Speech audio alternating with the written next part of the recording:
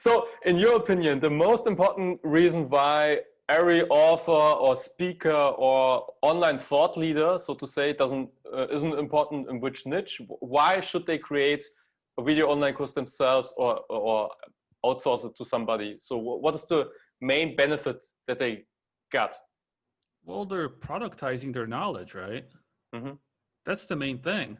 You know, you only have so many hours in a day, and I don't know Yes. any speaker who wants to trade more time for money. Yeah. I don't know any of them. So the only way to step away from that is either do a productized service, do an online course, do some kind of a mastermind, a membership, and all these are fine. They're all equally fine. But the thing with online courses is, unlike all these other ones, the overhead is almost minimal.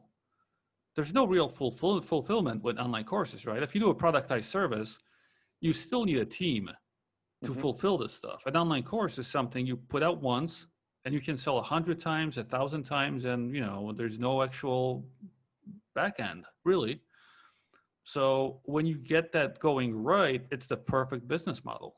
And I think that's why I usually bet on that. Okay, that's already very deep. So one thing is, many people, or I know people who create the course and they suddenly recognize, oh, nobody's buying it. So can you give strategies or lessons on how to market your online course so that actually people buy it again and again? That would be very interesting. Well, usually if someone's making a course and no one's buying it, then I ask, why did you create it? Okay. Like that's the main reason. Like, why would you create something no one wants? Yeah, that's a right. So that's a good question. If you're a speaker, and I've done some speaking gigs, so I know how the speaking world looks. Well, when you get off the stage, you usually have a little crowd around you.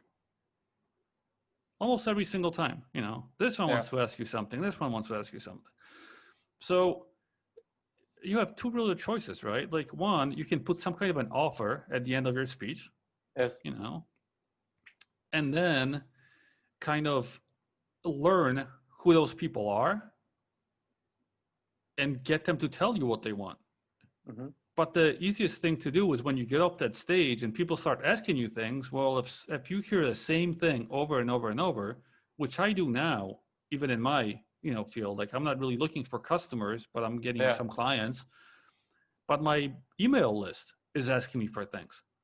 So I would not create anything, because I want to create a course. I would create something, well, I had like 15 people ask me for this already, maybe I should just go with it, right? Yeah. It makes it much easier. Yeah, like don't force your ideas on people. Like give them what they want. Like that's the number one thing.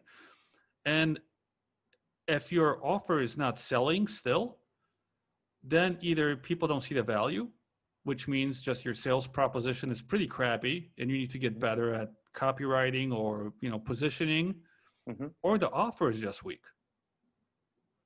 And the easiest way to see if your offer is weak is if it only sells when you discount it. You've probably seen this before, right? People discount their courses, it sells, then they put it to the regular price, no one buys from them. Yeah. Well, the offer is weak. This means what variable would you change? Would you change the copy or what would you change in this case? No, so I would change the offer because the copy is pretty much the positioning, right? It's how you sell it, how you handle objections, all that stuff.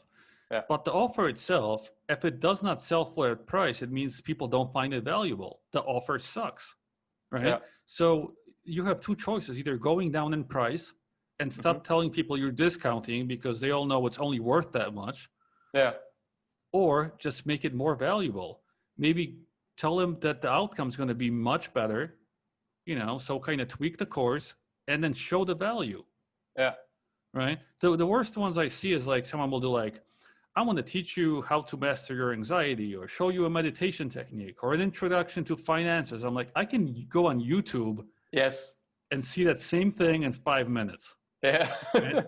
Yes. Like, where's the outcome? Well, you'll learn the foundation. And I was like, what does that even mean, learn the foundation? I can see it on YouTube, right? So you want to have an actual outcome, something where someone's going to say, well, making something easier for me, or you're teaching me a skill that's going to make me money or make me feel better about myself, or I can show off, or you're going to save me a lot of time. Like all these things like will count when it comes to the value. Yes. But if you're just saying like, I'm going to show you the overview of, I don't know, like Amazon's something, AWS, and then you're just like, yeah, that doesn't, no, you know, So I can Google it, and that's you can Google this, right? Yes. But you still see so many people thinking that people buy information. They don't. Yeah. Only outcomes now. They buy transformation or outcome. Transformation or outcomes, right? But information, like think back 10, 15 years ago, right? When you seen a sales guy, he often had CDs or tapes with like information in, right? These motivational stuff. That was what sold back then. You can get all of it free now. Nobody wants this stuff, right? Now it's all about the outcome. Like if this guy's not going to show me how to make another sale per day, I'm just not interested. Yeah.